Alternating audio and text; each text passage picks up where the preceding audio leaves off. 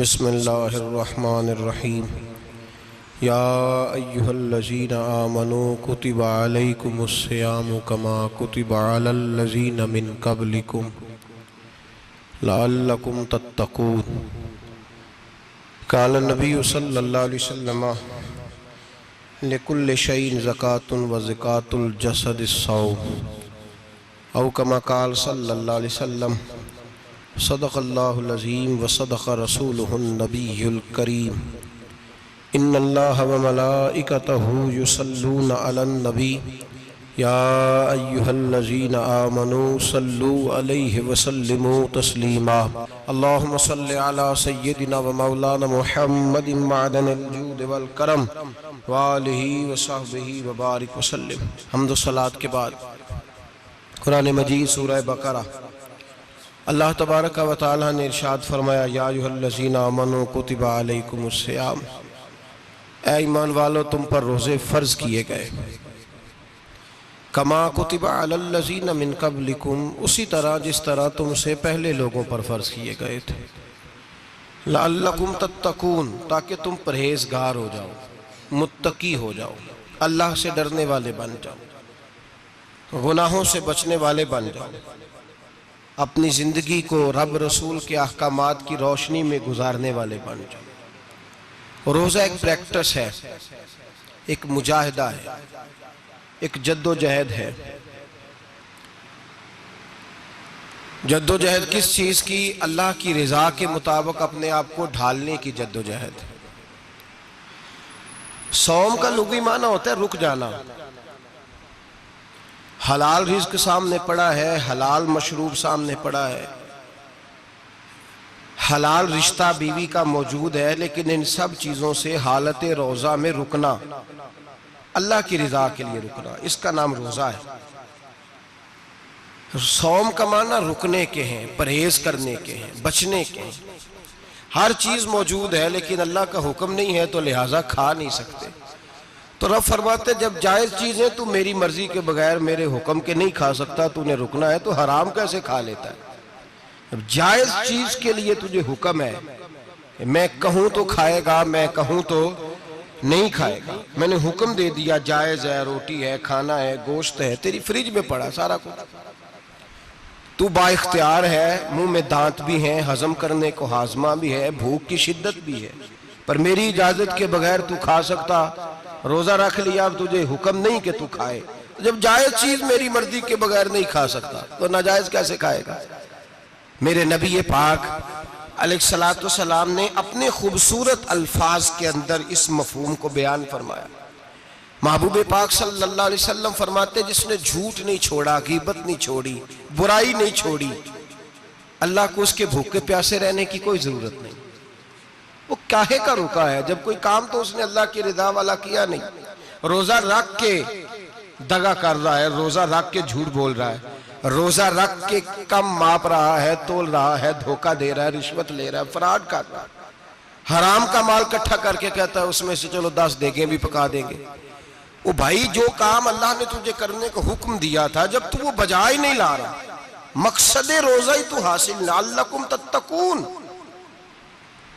रोज़े का मकसद ये है कि तू परहेजगार हो जाए। मेरे नबी पाक अलैहिस्सलातु वस्सलाम की बारगाह आली मर्तबत में 2 औरतें आईं।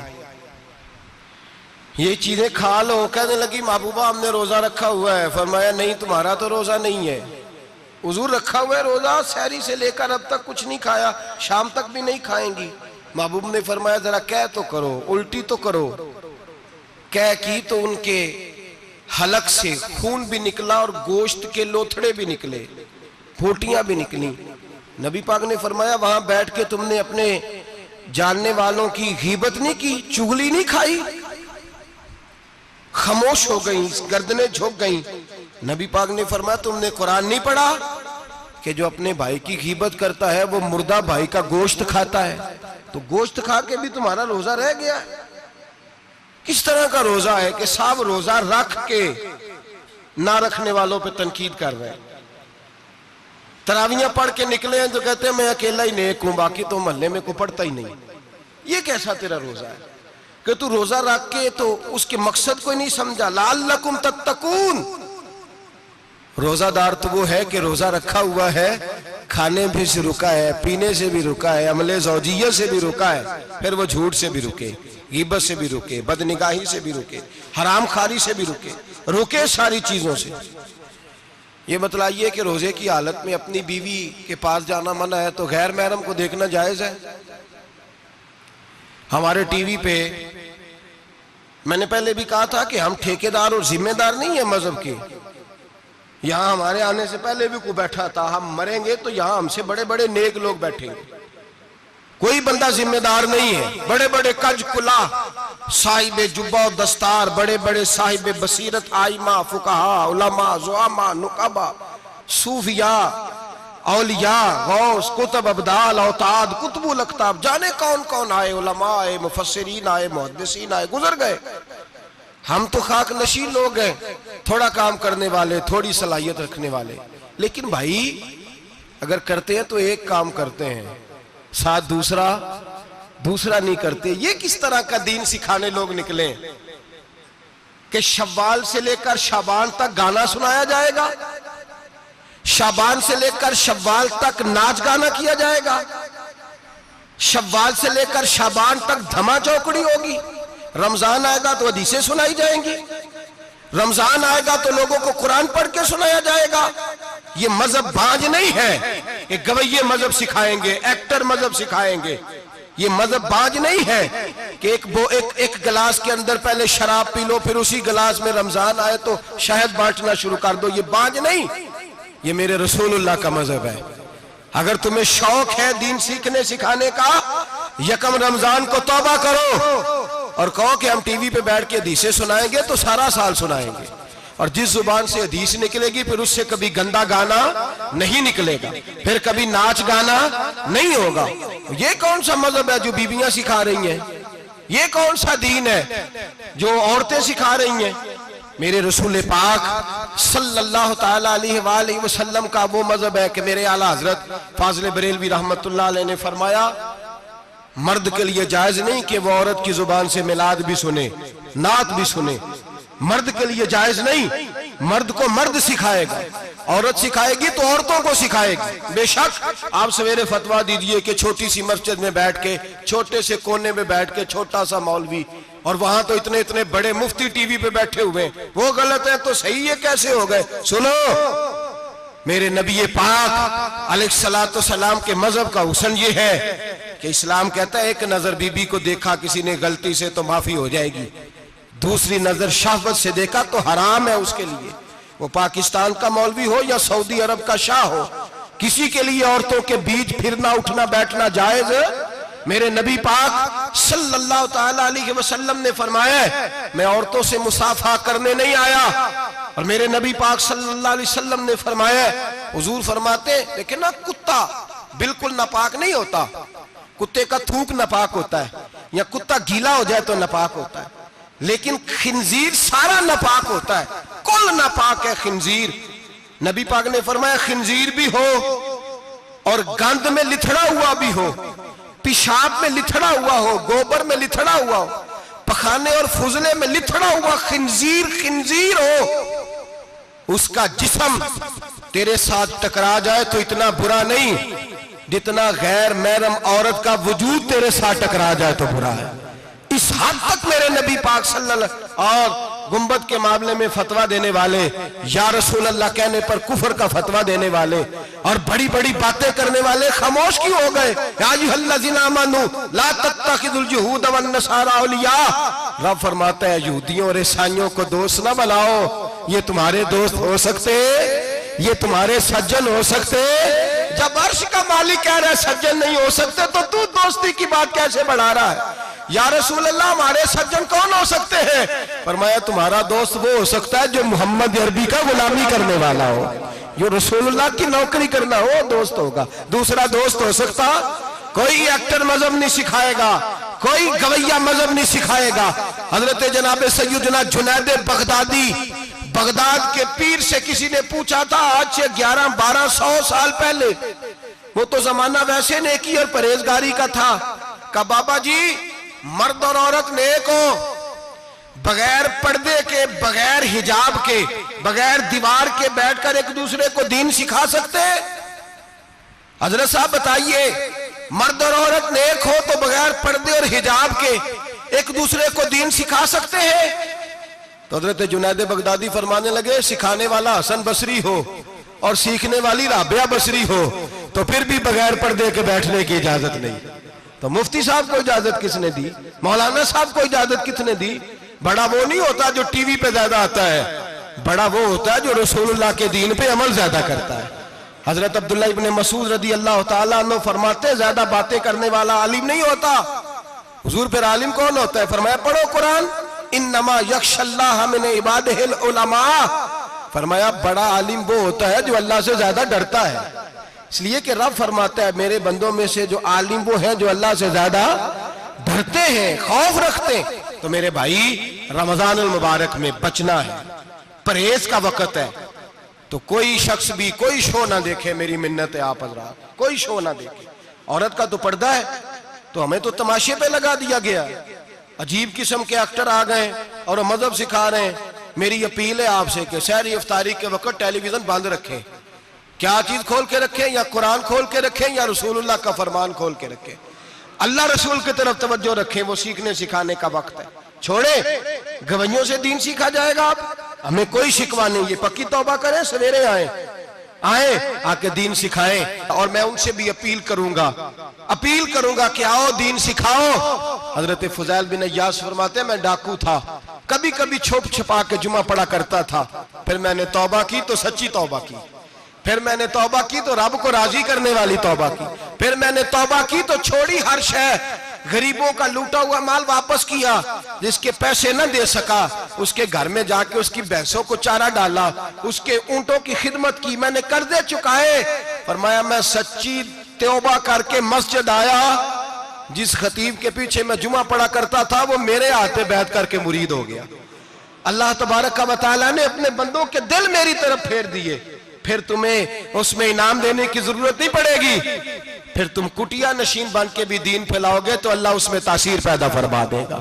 तो रोजे का माना रुकना है। रोजे का माना बोलिए, रोजे का माना रुकना। किससे? झूठ से, गीबत से, बदी से, बदनिगाही, खाने पीने। रोजा किस पे फर्ज है? अमीरों पे कि गरीबों पे? जी कहने ने मैं तो काम ही, मेरा तो काम ही मेहनत मजदूरी वाला, मैं कैसे रोजा रखूं? मैं तो दिहाड़ी लगाता हूं तो रोजा कैसे रखूं?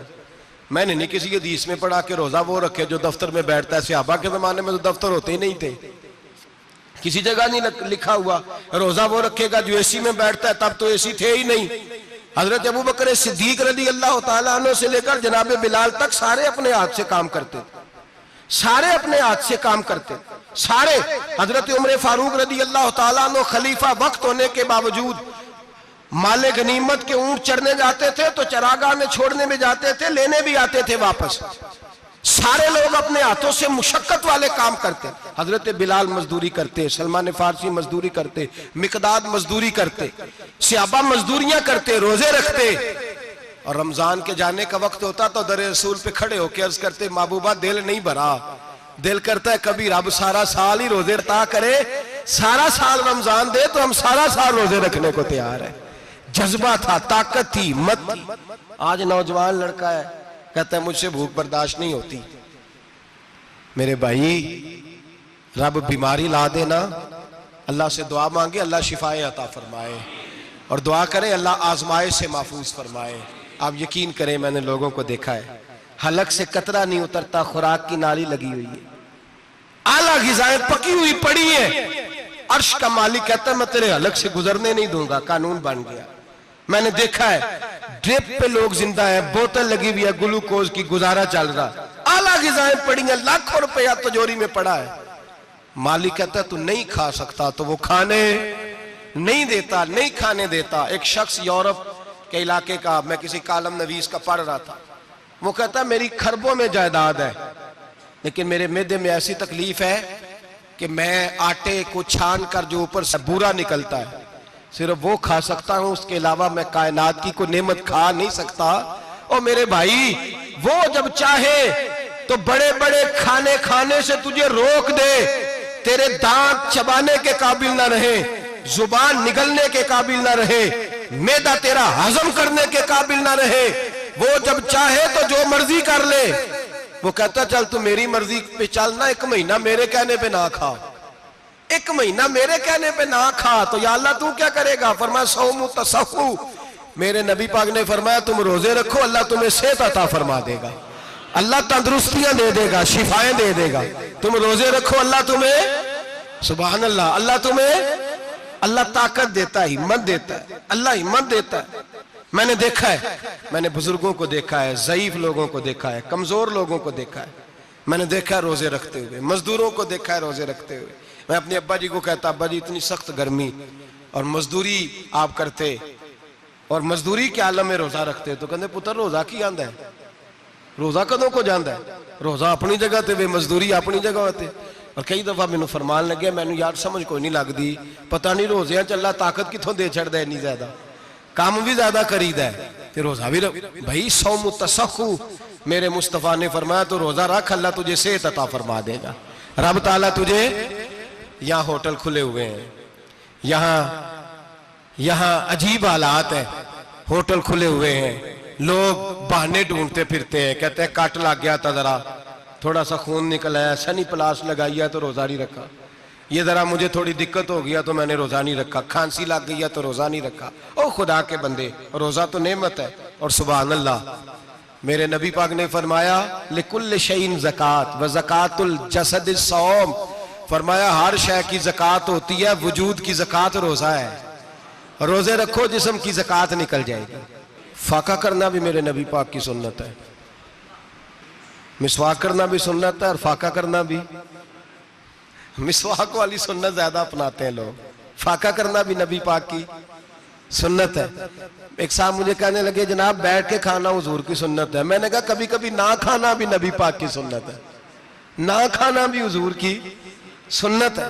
और हमारे फुकाहा ने लिखा है जो रोटी ज्यादा खाता है उसमें 2 बातें पैदा हो जाती हैं, क्या क्या? एक बोलता ज्यादा है, दूसरा सोता ज्यादा है, गाफिल हो जाता है। फाका और हकीम अतिब्बा, डॉक्टर कहते हैं कि पेट खाली रहे ना जिस आदमी का, उसका हाफजा मजबूत होता है, उसके ज़हन की गिरा खुलती है। ज्यादा खाने से तो खुमारी चढ़ती है, दिमाग ढूंढते फिरना, रोटी किधर से आज अच्छी है, घर में नहीं पकी तो होटल चले जाना, खाने के सिवा और काम ही कोई नहीं। ओ साहब, मेरे नबी पाक अलैहिस्सलाम ने फरमाया काफर 7 आंतों से खाता है, 7 आंतों से, और फरमाया मेरा मोमिन 1 आंत से खाता है, उसके वजूद में खाने वाली 1 आंत है, काफर 7 आंतों से खाता है। फाका कशी से नूरानियत पैदा होता है, कम खाना। देखे ना, नबी पाक सल्लल्लाहु अलैहि वसल्लम ने अल्लाह से फाका मांग के लिया है, या अल्लाह 1 वक्त रोटी दे, 1 वक्त का फाका दे, मांग के लिया है नबी पाक ने, मांग के। हजरत अबू हुरैरा रदी अल्लाह ताला अन्हु फरमाते हैं भूख ज्यादा लगती थी ना जब मुझे, तो मैं हजरत उमर से, अबू बकर से, उस्मान, मौला अली से कोई मसला पूछ लेता था, और जब मैं मसला पूछता था तो वो मुझे रोटी खिला देते थे।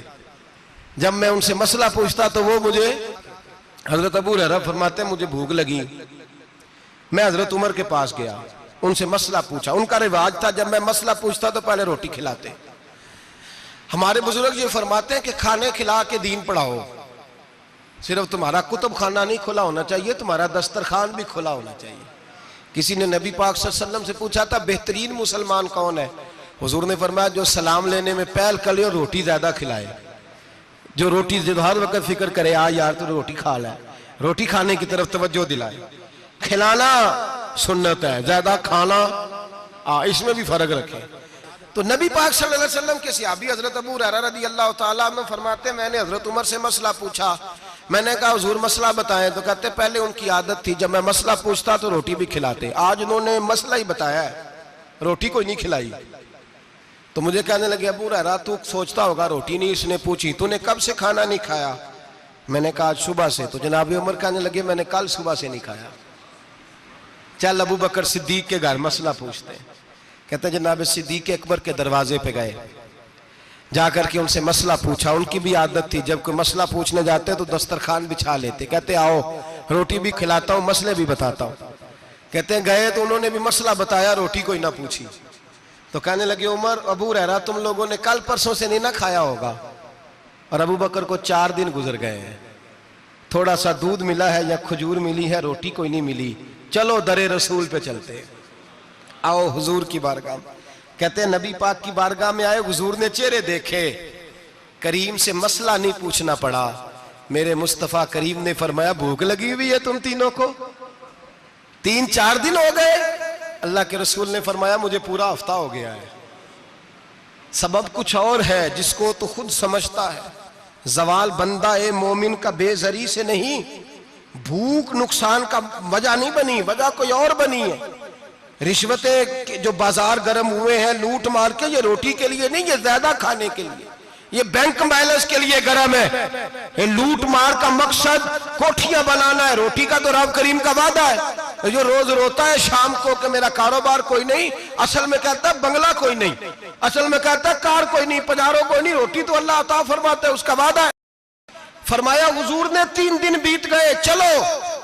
मेरा बेतकल्लफ सहाबी है अबुल हसन अंसारी, वो बड़े नसीब वाले होते हैं जिनको मेरे नबी पाक खुद कहते थे कि तेरी फलानी जिम्मेदारी है। इस जमाने का तो किसी को कह दिया जाए ये तेरी जिम्मेदारी है तो कहता है ये तो फटीके डालने लग गया, यहां से तो छुट्टी कर जानी चाहिए। खुश होते थे सहाबा के हमारी जिम्मेदारी लगी। कहते हैं हजरत अबुल हसन अंसारी के घर गए, नबी पाक ने फरमाया भूख बड़ी लगी है, खाना ला। कहते हैं हुजूर ने उसे कहा तो उस आदमी को तो वजद ही हो गया। उसने कहा मेरे इतने नसीब कि हुजूर का ये खाना खिला।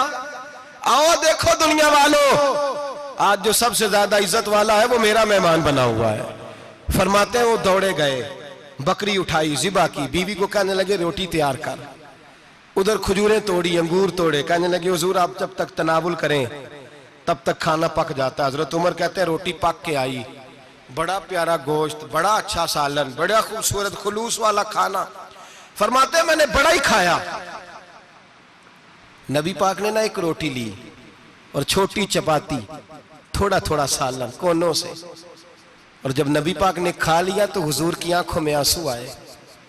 हजरत अमर कहने लगे हुजूर रोए क्यों? तो नबी पाक ने फरमाया सोचता हूं 7 दिन के फाके के बाद खाया है, पर डरता हूं रब इसका हिसाब पूछेगा तो जवाब कैसे देना है, इसका हिसाब भी तो देना है ना जो खाया है। तो हजरत उमर फारूक के हाथ में कुछ चीज थी, जोर से जमीन पे मारी, का महबूबा 7 दिन के बाद भी रोटी खाए तो हिसाब देना है।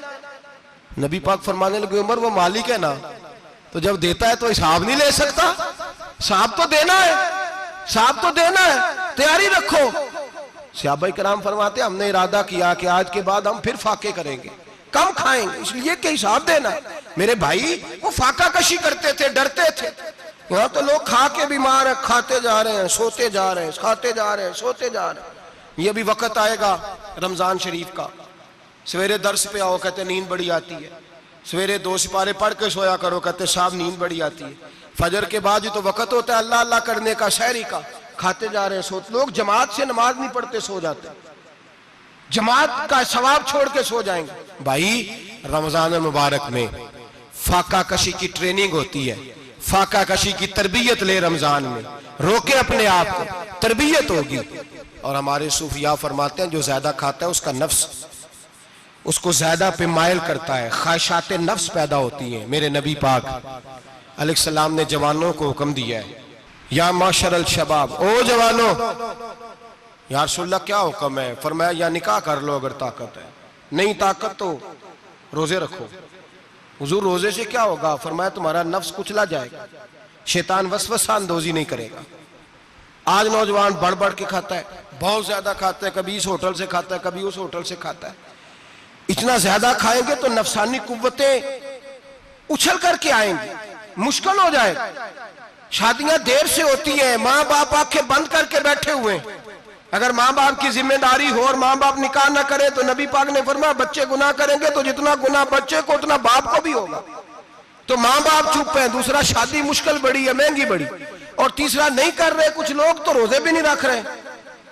तो रमजान उनके लिए भी वक्त है, नफसानी कुव्वतें कुचली जाएंगी। खाना जितना कम खाया जाएगा उतना वजूद के अंदर नफसानी ख्वाहिशात कम पैदा होंगे। तो रमजान तो प्रैक्टिस है मुजाहिदे की, दीन की। और दूसरा मेरे हबीब पाक सल्लल्लाहु अलैहि वसल्लम ने फरमाया है, हुजूर फरमाते हैं कि रमजान और कुरान का आपस में रिश्ता है। कुरान पाक कितना पढ़ना चाहिए रोजाना? ज्यादा से अल्लाह जज़ा दे। उम्मीद है आप ज्यादा से ज्यादा ही पढ़ते होंगे। भाई सुने, हदीस मुबारका में नबी पाक ने फरमाया रमजान और कुरान दोनों मिल के ना, बड़ी प्यारी हदीस है, फरमाया दोनों मिल के अल्लाह की बारगाह में मेरी उम्मत की सिफारिश करेंगे। रमजान और अल्लाहु अकबर। किस तरह? नबी पाक फरमाते हैं रमजान कहेगा ए अल्लाह दिन के वक्त मैंने इसे तेरी रजा के लिए खाने पीने से बाज रखा, और कुरान कहेगा या अल्लाह रात को तेरी रजा के लिए खड़ा होकर ये कुरान सुनता था। रमजान और कुरान दोनों सिफारिश करेंगे। हम ना बड़ा कुछ पढ़ते हैं, सुनते हैं, सीखते हैं। अब यकीन करें, ये खाते भाई का भाई से इख्तलाफ हो जाए ना तो वो 30 साल पुराने खाते खोल के ले आता है, सारी रात ढूंढता है कि मेरे पैसे कहां से निकलते हैं, पढ़ लेता है। कुरान पाक की बारी आती है तो नहीं पढ़ते कुरान पाक। अब्बा जी का खत्म होता है तो मांगते फिरते हैं, कहते 2 कुरान पाक, 10 कुरान पाक। ये बातें बतानी नहीं चाहिए, करनी नहीं चाहिए, लेकिन चूंकि तरबियत के लिए बैठा हूं तो कर देता हूं। मेरे शागिर्दों से पूछें, यहाँ मदरसा है अल्हम्दुलिल्लाह, दर्जनों तलबा है, असातिज़ा है, मेरे पीर भाई हैं, और मेरा ये दावा है कि शायद कोई किसी से इतना प्यार करता हो जितने मेरे शागिर्द और मुरीद मुझसे करते हैं। लेकिन मैंने कभी किसी से नहीं कहा कि जरा सूरत फातिहा पढ़ के देना, मैंने अपने अब्बा जी को सवाब देना है।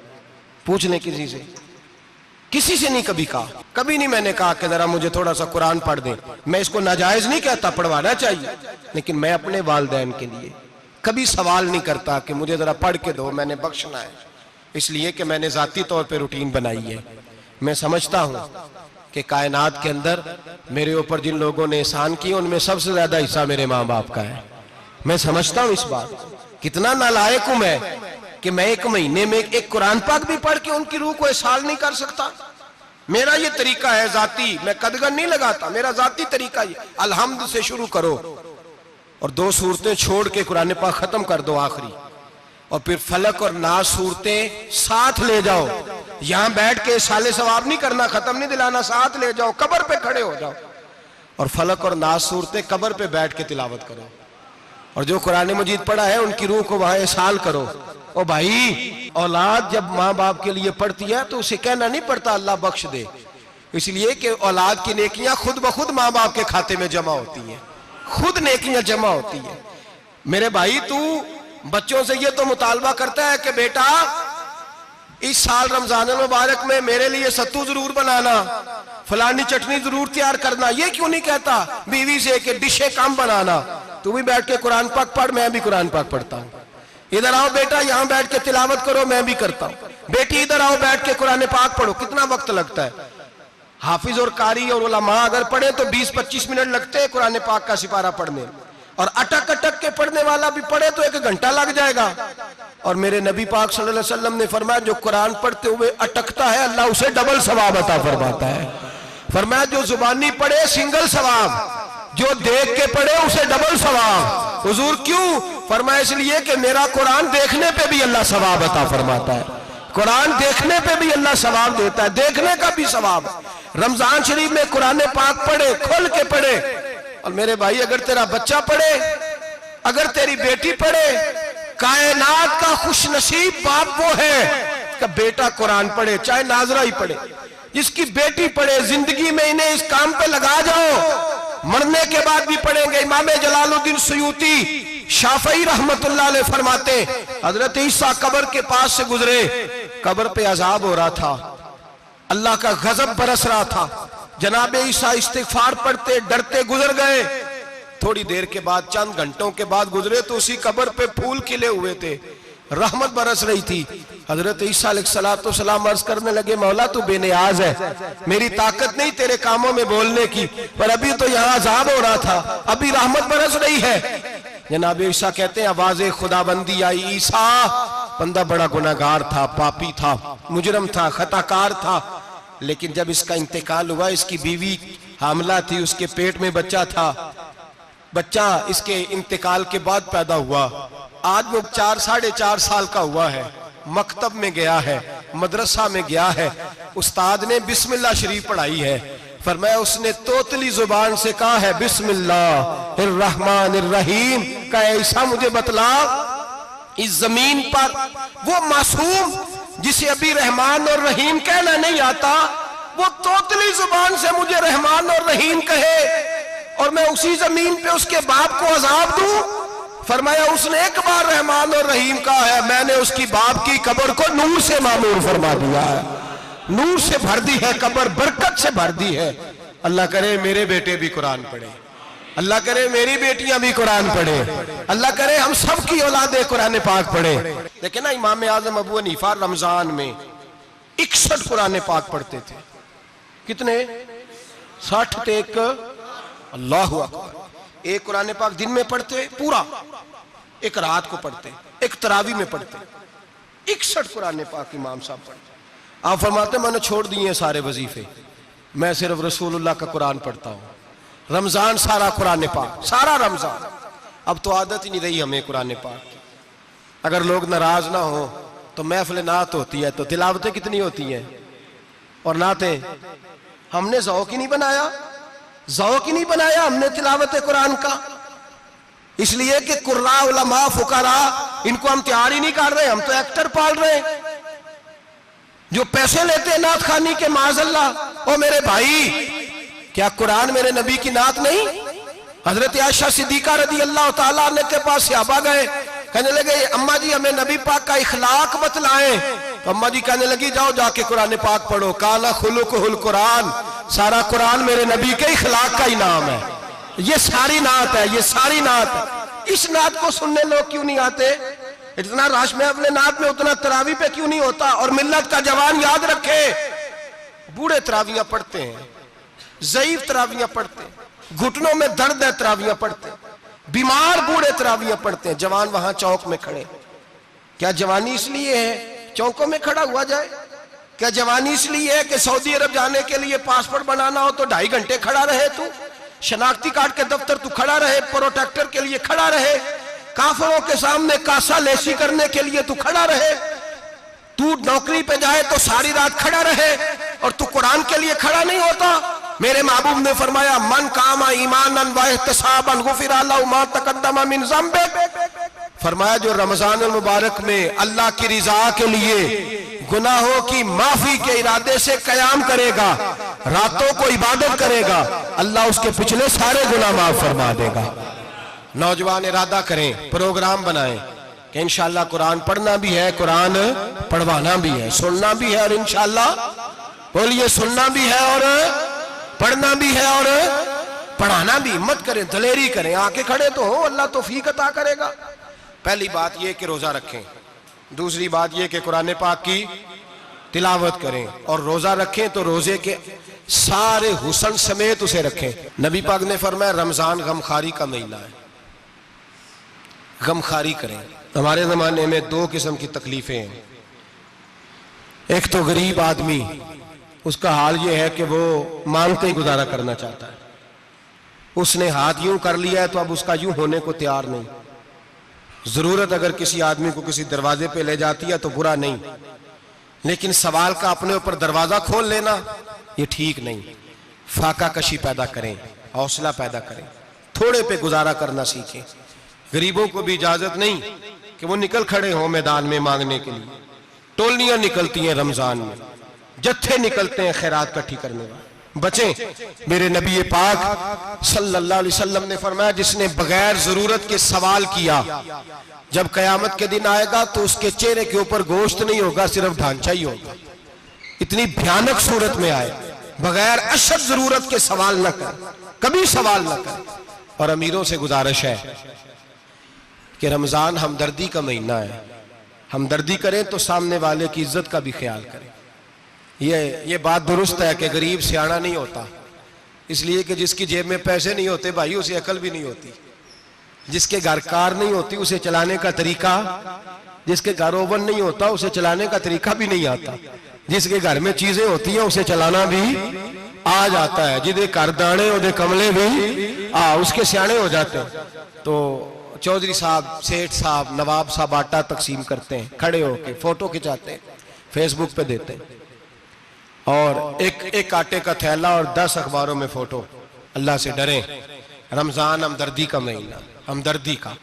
गरीब को दें तो उसकी इज्जत को रुसवा ना करें, मेरे नबी पाक अलैहिस्सलाम के सहाबी हजरत अब्दुल्ला इब्न उमर रदी अल्लाह ताला अन्हु ढूंढ के लाते थे मिस्कीनों को, ढूंढ के, और जब लाते थे तो अपने दस्तरखान पर बिठाकर अपने साथ अफ्तारी कराया करते थे। और फिर फरमाया अल्लाह ताला ने, लन तनालुल बिर्रा हत्ता तुनफिकु मिम्मा तुहिब्बून, अल्लाह के रास्ते में वो चीज देनी है जो तुम्हें ज्यादा प्यारी हो। कौन सी चीज जो तुम्हें, मैं थोड़ा सा बेबाक हूं, बाज दोस्तों के साथ, सबके साथ नहीं। एक दोस्त मदरसे में घी देने आए एक दफा, तो वो वाला घी दे गए जो सबसे सस्ता था। तो मैंने कहा मुझे दयानतदारी से बचाए, आप यही खाते हैं घर में? कहने लगे नहीं। तो मैंने कहा फिर हमने बच्चे मारने के लिए तो नहीं ना रखे हुए, क्या वो वाला घी अल्लाह के रास्ते में प्यारी चीज दे रही है ना, इसलिए गले गले नोट लोग मस्जिद के गले में डाल जाते हैं, फटे हुए डाल जाते हैं, कहते हैं जोड़ लेंगे मौलवी साहब। और खुदा के बंदे, प्यारी चीज देनी थी तूने और तूने उसका तर्जमा उल्ट कर लिया है। समझ ले, रमजानुल मुबारक में किसी गरीब की मदद करनी है तो साथ उसकी इज्जत भी करनी है। नबी पाक अलैहिस्सलाम के दरवाजे पर जब से, ये जुमला एक है लेकिन बड़ा कीमती है, सहाबा कहते हैं जब हम दरवाजा रसूल पे जाते थे खैरात भी मिलती थी और इज्जत भी मिलती थी। खुद भीख दे खुद ही कहें मंगते का भला हो, खैरात भी मिलती थी और इज्जत भी मिलती थी। नबी पाक साथ इज्जत भी देते थे, मिस्कीन को गरीब को दें और खैर खाई करें। जूते बेचने वाले जूतों के रेट सस्ते करें, कपड़ा बेचने वाले कपड़े का रेट, दर्जी साहब भी रेट सस्ता करें, दुकानदार भी चीजों का रेट, हकीम साहब पैसे कम लें, डॉक्टर पैसे कम करें, हुकूमत निर्खों में कमी करे और ये काम इज्तिमाई तौर पे करें। मेरे नबी पाक ने फरमाया रमजान गमखारी का महीना है, इसमें गमखारी करनी है, दूसरे का ख्याल करें, इशार करें, कुर्बानी करें। यहाँ हर चीज का रेट बढ़ जाता है रमजान शरीफ में। हर आदमी कहता मेरा सीजन आ गया है, तवज्जो बढ़ाएं, ख्याल करें, गमखारी का महीना है। और फिर आप लोगों से ये भी गुजारिश है कि रमजानुल मुबारक का जब महीना आए तो जिस आदमी के साथ नेकी करनी है वक्त पे करें। किसी गरीब को पैसे देने हैं, कपड़े देने हैं तो यकम रमजान को दें। मैं अक्सर दोस्तों से पूछता हूं, मैं कहता हूं कारी साहब नूं जोड़ा कदों देंदे हो? कहंदे 27 वाले दिन। मैं कहा मैनूं लग गई समझ, तुहाडी साजिश है किधरे सवा के पा ना लवे। एवं मौलवी चौधरी साहब दे नाल दे कपड़े पा ले ते कित्थे लिखिआ इहनूं देना 27? तुसीं दसो 27 वाले दिन कोई दर्जी सी के देंदा है? ਉਹਨੂੰ 3 ਗੁਣਾ ਵੀ पैसे दईए तो कहता ਜਿਹੜੇ बाकी ने उन्होंने नहीं बटन पे लगते मेरे को, कितों जोड़ा सीख। तो किस दिन देते हो कारी साहब को? क्या मकसद है? पहनने के लिए दे रहे हो या इसलिए दे रहे हो कि ना पहन सके? तो भाई आप जब किसी को कुछ चीज देंगे तो कब देंगे? जब वो इस्तेमाल कर सके। गरीब को लोग फतराना देने जाते हैं ईद से एक दिन पहले, तो क्या करेगा उसका? वो ना तो कपड़े खरीद सका ना रोटी ला सका।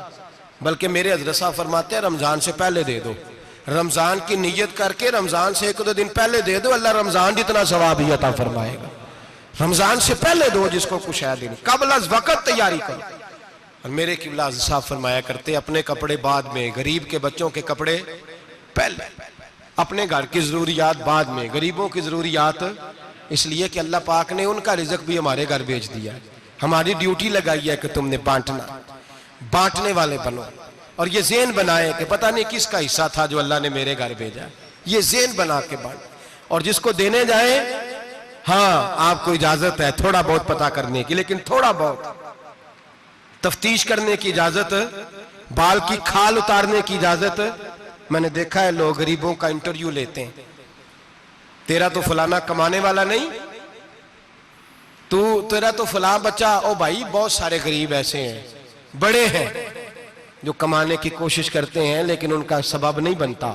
हाँ हाँ है ऐसे लोग जो सऊदी अरब चले गए हैं, कहते हैं तेरा तो फलां बाहर नहीं गया है, गया है, लेकिन सारे सऊदी अरब जाने वाले भी माल कमाने की ताकत नहीं रखते। कई वहां भी बैठ के बेचारे कर्जों में उलझे हुए हैं, वहां वालों के जुल्म का शिकार है, बहुत सारी आजमाइशों में। तू तफ्तीश करता है। मेरे इमाम शाफी का एक जुमला अगर आपको याद रह गया तो बात बन जाएगी।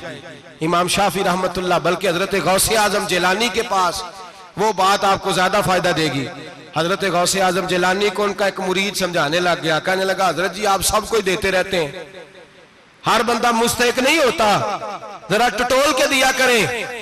तो गौसे आजम जिलानी फरमाने लगे भाई मुझे तो लगता है तू भी उन चीजों का मुस्तहिक नहीं था जो अल्लाह ने तुझे अता कर दी है। पहले तू बता, तू मुस्तहिक था? तुझे अपनी हैसियत औकात का पता है जो अल्लाह ने तुझे दे दी है? ताकत थी? क्वालिटी थी तेरे अंदर, वो सलाहियत थी। रब ने तो नहीं तेरी तफ्तीश की कि तू काबिल है कि नहीं, तू अल्लाह के बंदों की तफ्तीश करता पड़ता है। इमाम शाफी फरमाया करते, इमाम शाफी फरमाते, रब तुझे परख के नहीं देता, टटोल के नहीं देता, रुसवा करके नहीं देता, तू गरीबों के साथ ये सारा जुल्म क्यों करता है? बस पता चल गया वो जरूरतमंद है तो दे, इसलिए कि अजर तुझे गरीब ने नहीं देना, अजर अल्लाह ने देना है। और अल्लाह अजर अमल पे नहीं देता, अल्लाह तो नियत पे अजर अता फरमाता है। तो नियत देख तेरी किस तरह की। तो मेरे भाई गरीब को दे, कबल अज वक़्त दे। रमजान मुबारक में चौथा काम, बात आखिरी और चौथा काम सुने, रमजान में दीन सीखें। शैतान कैद होता है ज्यादा से ज्यादा, और जब आदमियों का पेट खाली होता है ना तो ज़हन जो होता है ना वो भी उसका फ्रेश होता है। उसमें कोशिश करें दीन सीखने की। मेरे नबी करीम सल्लल्लाहु अलैहि वसल्लम ने इस दीन को इल्म का दीन करार दिया है, शऊर का दीन करार दिया है, फहम का दीन करार दिया। नबी पाक सल्लल्लाहु अलैहि वसल्लम ने फरमाया, एक इबादत करने वाला इशा के बाद खड़ा हो और फजर तक नमाज पढ़ता रहे। एक आलिम दीन इशा पढ़ के सो जाए, उठ के फजर पढ़ ले, तो वो 70 इबादत करने वालों का दर्जा ज्यादा नहीं, आलिम का दर्जा फिर भी ज्यादा है। उस आलिम दीन का दर्जा ज्यादा है, इसलिए कि वो लोगों को आगाही देता है, शऊर बख्शता है। ये दीन जो है ये, और नबी पाक सल्लल्लाहु अलैहि वसल्लम ने फरमाया, इबादत करने वाले पर आलिम का दर्जा उतना ही ज्यादा है जितना मेरा दर्जा अपने गुलामों पर ज्यादा है।